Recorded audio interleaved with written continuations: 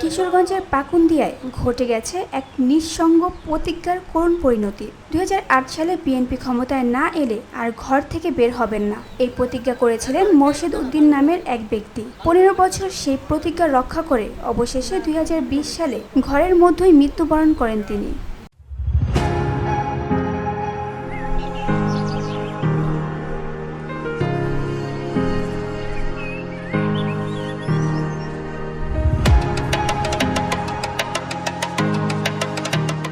মোর্শেদ উদ্দিন কিশোরগঞ্জের পাকুন্দিয়া উপজেলার 11 সিন্ধু ইউনিয়নের খামা গ্রামের মৃত শকুর মাহমুদের ছেলে। স্থানীয়রা জানান, রাজনৈতিক নিষ্ঠার প্রতীক হয়ে তিনি ফ্যাসিস্ট সরকারের সময় কাউকে সোজাসুজি মুখ দেখাননি, কাটিয়েছেন নিঃসঙ্গ একাকী জীবন। সন্তান না থাকায় তার স্ত্রী অজুফা বেগম কাঁথা সেলাই করে কোনোভাবে সংসার চালিয়েছেন। তবে স্বামীর মৃত্যুর পর যেই ঘরে থাকতেন সেই ঘরটি এখন সম্পূর্ণ বসবাসের অনুপযোগী।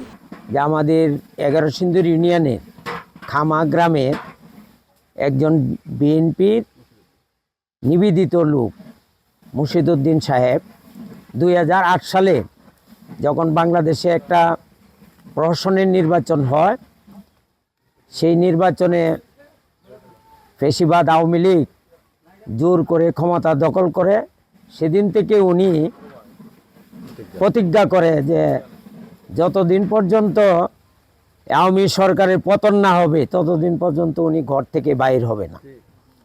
এই যে পাশেই উনি একটা জনাকীর্ণ ঘর, এই ঘরে থেকে যেখানে প্রস্রাব পায়খানারও কোনো সুব্যবস্থা ছিল না, এইখানে থেকে উনি মৃত্যুবরণ করে।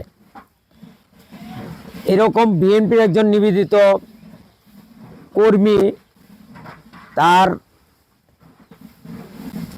ওয়াইফ আছে, এখন কোনো বাচ্চা কাচ্চা নাই। আমাদের বাংলাদেশ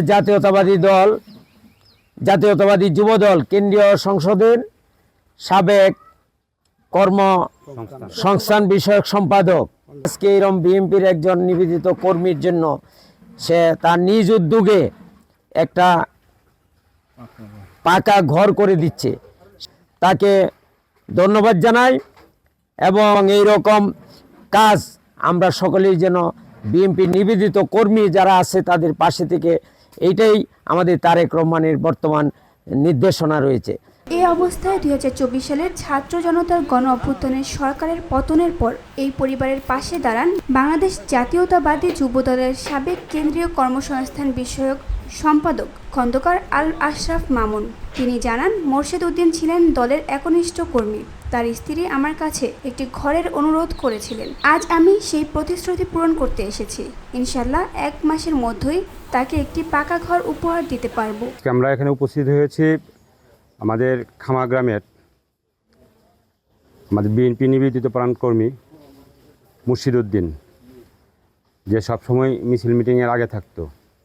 2008 সালের নির্বাচনের পরে সে প্রতিজ্ঞা করে আওয়ামী লীগের পতন না হওয়া পর্যন্ত সে ঘর থেকে বের হবে না। 2020 সালে সে মারা যায়। সে খুবই দরিদ্র মানুষ, তার অসহায় পরিবারের জন্য আজকে একটা ঘর উপহার দেওয়ার জন্য আমরা এখানে উপস্থিত হয়েছি। আপনারা দেখেছেন যে ঘরের নির্মাণ কাজ উদ্বোধন করে দিয়ে আসলাম। ইনশাল্লাহ আশা করতেছি 1 মাসের মধ্যে তার অসহায় স্ত্রীকে নতুন ঘরে উঠিয়ে দিতে পারবো। তার এই মানবিক উদ্যোগকে সাধুবাদ জানিয়েছেন স্থানীয় এলাকাবাসী ও পাকুন্দিয়া উপজেলা বিএনপি নেতারা। BAD Bangla news desk.